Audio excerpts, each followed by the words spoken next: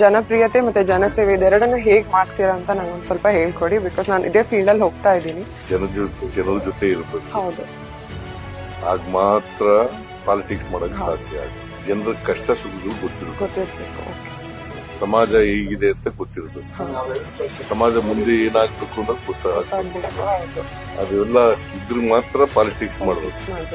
ಮತ್ತೆ ಒಂದು ideological commitment ಇರಬೇಕು. ದೇವರಾಜ್ ಅರಸರು ನಂತರ ನೀವೇ the chief minister who's holding the office for so long. So ಅದ್ರ ಬಗ್ಗೆ ಏನ್ ಅನ್ಸುತ್ತೆ ನಿಮ್ಗೆ? ಜನರಿಂದ ಇಂತ ಒಂದು ಅವಕಾಶ ಸಿಗ್ತಲ್ಲ ಜನರು ಕೆಲಸ ಮಾಡ್ಲಿಕ್ಕೆ, ಖುಷಿ ಆಗ್ತದೆ. And I'm very grateful I'm born in this era where you're here. So thank you so much. Thank you.